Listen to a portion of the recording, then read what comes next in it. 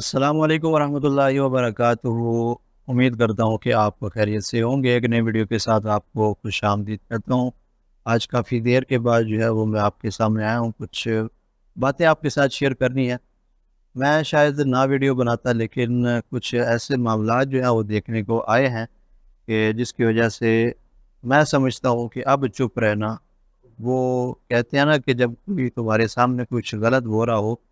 اور تم اس کو خاموشی سے دیکھتے رہو گے تو پھر بھی تم جو ہے وہ اس غلط میں اس کا ساتھ دے رہے ہو۔ وہ میں آپ کے سامنے جو ہے وہ چند باتیں کروں گا۔ ایک یوٹیوبر ہے اور سیاست پہ وہ کافی گفتگو کرتا ہے، اسد طور نام اس کا آپ کو اوپر نظر آ رہا ہوگا، اسکرین پہ اس کی تصویر نظر آ رہی ہوگی۔ انہوں نے ایک ولاگ بنایا ہے اور اس ولاگ میں انہوں نے کافی ساری باتیں کی عمران خان کے حوالے سے، اور جو موجودہ سیاسی صورتحال چل رہی ہے اس کے باتیں کی، ہمیں اس سے کوئی اختلاف نہیں ہے۔ لیکن اس میں لاسٹ میں جو ہے وہ انہوں نے ایک بات ایسی کی ہے جس کی وجہ سے میں سمجھتا ہوں کہ یہاں پر بات کرنا اب جو ہے وہ بہت زیادہ ضروری ہو چکا ہے، اور چند سوالات جو ہے وہ ہم طور صاحب سے کریں گے۔ پہلے تو میں آپ کو بتا دیتا ہوں کہ انہوں نے اپنی ویڈیو میں کیا کہا ہے، اور اگر آپ ان کی ویڈیو دیکھنا چاہتے ہیں تو اس کا لنک آپ کو ڈسکرپشن میں دے دوں گا۔ یہاں پہ میں کاپی رائٹ کی وجہ سے نہیں چلا سکتا۔ انہوں نے ایک ولاگ بنایا اور 16 منٹ کا وہ ولاگ تھا۔ اس کے 15 یا 14 منٹ کے بعد جو ہے وہ 2 منٹ کا کلپ بچتا ہے بعد میں۔ وہ کلپ اگر آپ وہ سنیں گے تو اس کلپ میں انہوں نے کچھ ایسی باتیں کی ہیں جو ایک سچا مسلمان کبھی برداشت نہیں کر سکے گا۔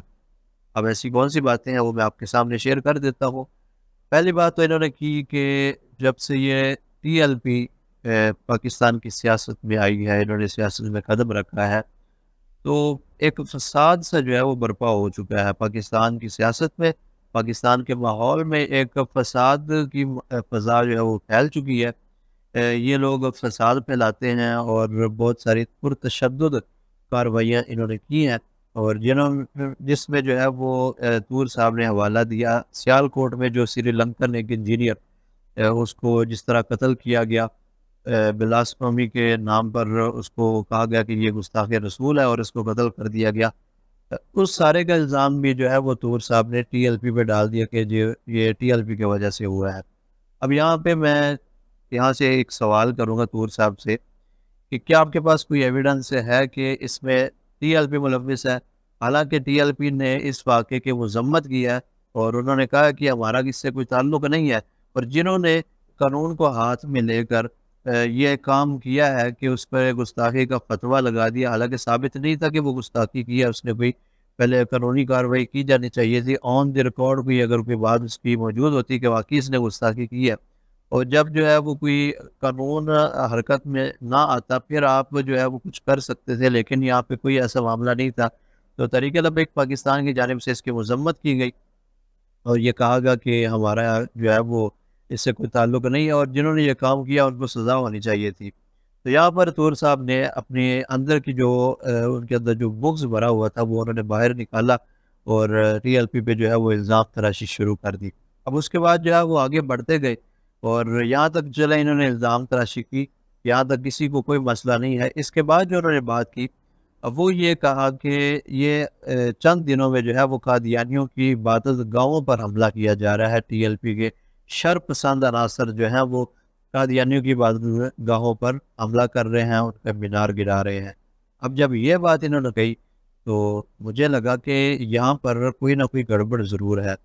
ایک قادیانیوں کے مینار ہم گرائے جا رہے ہیں تو ان کو کیا تکلیف ہو رہی ہے؟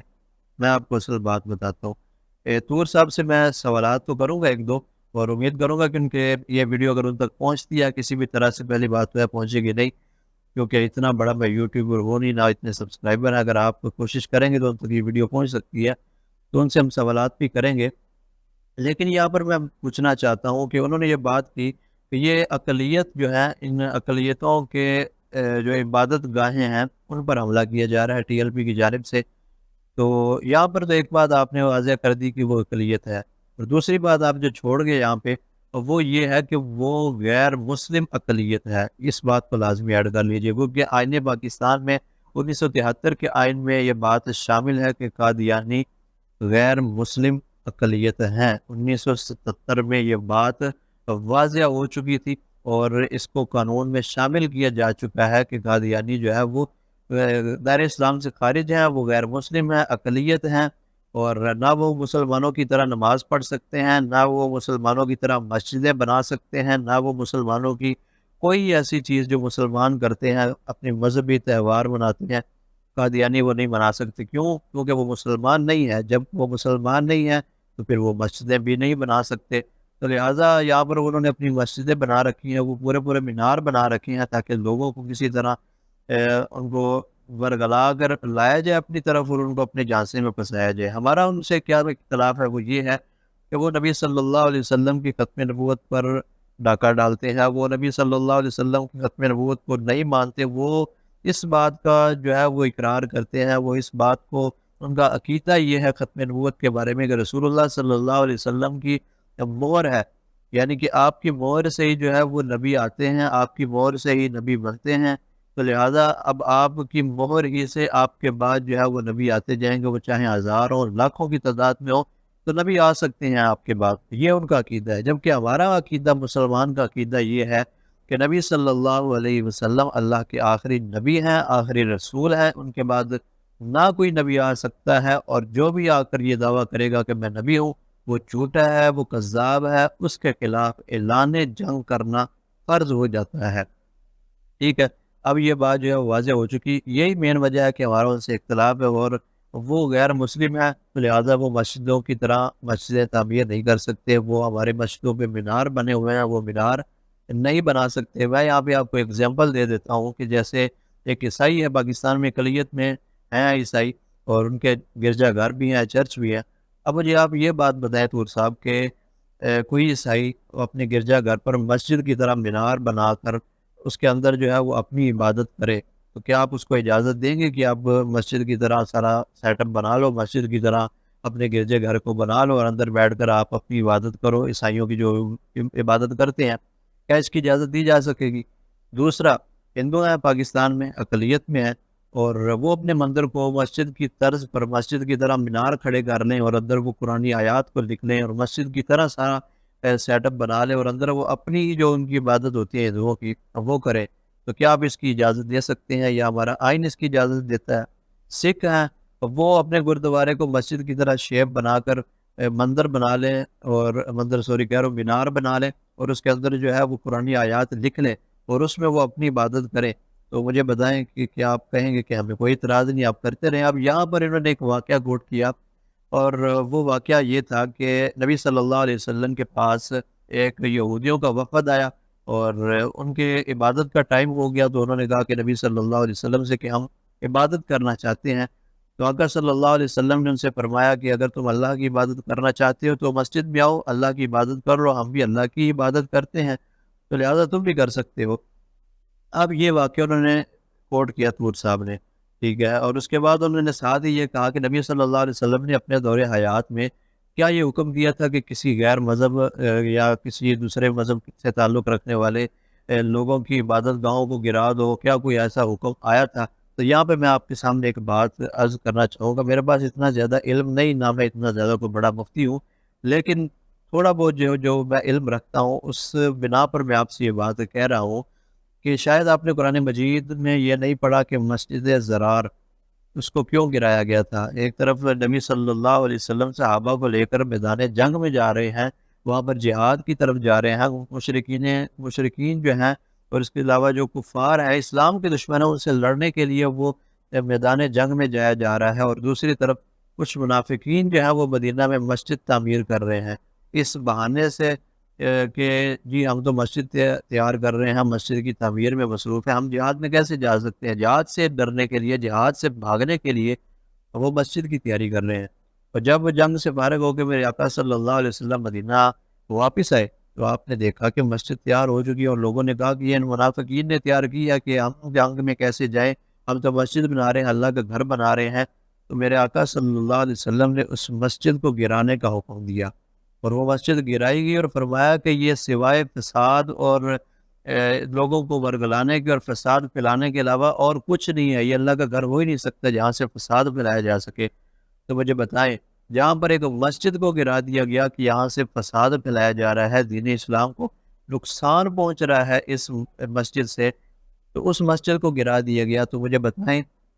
کہ ایسی عبادت گاہیں جہاں سے اسلام کے خلاف باتیں کی جا رہی ہوں، جہاں سے ختم نبوت کے خلاف لوگوں کو بھڑکایا جا رہا ہو، ان کو ان کے راستے سے ہٹا کر ان کو لالچ دیا جا رہا ہو کہ آپ کو فلاں ملک کا ویزا مل جائے گا، آپ کو اس ملک کی شہریت مل جائے گی، آپ کو اتنے پیسے مل جائیں گے، تو مجھے بتائیں کیا ان مسجد کو گرانا کوئی غلط بات ہے؟ مسجد کو کہہ رہا ہوں